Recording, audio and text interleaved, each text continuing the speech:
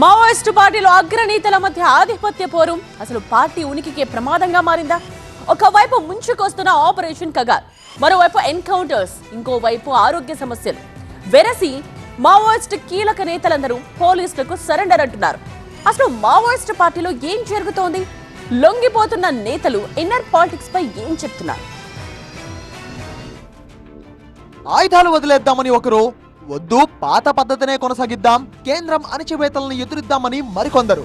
Maoist పార్టీలో జరుగుతున్న ఈ అంతర్గత పోరే ఇప్పుడు కింద స్థాయిలో కన్ఫ్యూజన్ ను క్రియేట్ చేస్తోంది. అంతేకాదు మార్చ్ 31 టార్గెట్ తో ఆపరేషన్ కగార్ అంటూ మావోయిస్టులను తుడిచిపెట్టే ప్రమాదం ముంచుకొస్తోంది. వరుస ఎన్కౌంటర్లలో అగ్రనేతల మరణాలు, ఆరోగ్య సమస్యలు చుట్టుముడుతున్నాయి వాళ్లకు. మృత్యువు ఏ రూపంలో వస్తుందో తెలియదు. అందుకే ఒకప్పుడు పార్టీలో కీలకంగా వ్యవహరించిన వారు, పోలీసులకు ముచ్చపట్లు పట్టించిన వారు సైతం లొంగిపోతే పోలా అని ఆలోచిస్తున్నారు.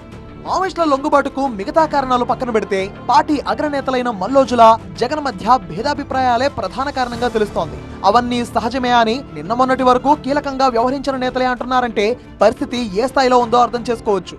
పార్టీలో కొంతకాలం నుంచి డిస్కషన్ ఉంది, ఈ మారిన పరిస్థితుల్లో మనం కూడా మారాలి అనేది.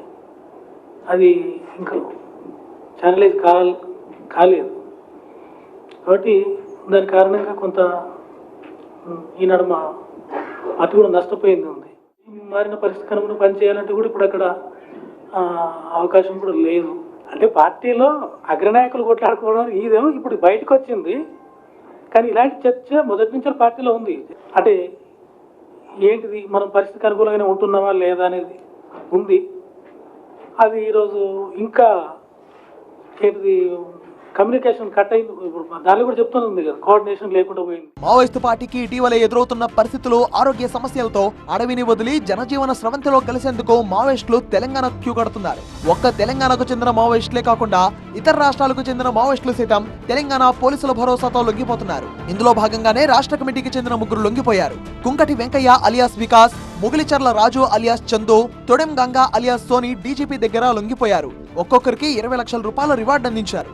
గత కొన్ని నెలల్లోనే 412 మంది మావోయిస్టులు లొంగిపోయారు. ఇంకా 72 మంది తెలంగాణ మావోయిస్టులు ఉన్నారని, 12 మందితో ఉన్న కేంద్ర కమిటీలో 8 మంది తెలంగాణ వాళ్లే ఉన్నారన్నారు డీజీపీ. తెలంగాణ ప్రభుత్వం, పోలీసులు ఓపెన్ గా పిలుస్తున్నారని, లొంగిపోయే వారికి పునరావాసం కల్పిస్తామనే భరోసా కూడా ఇస్తున్నారు. అన్ని స్థాయిలో వాళ్ళు కూడా బయటకు వస్తున్నారు.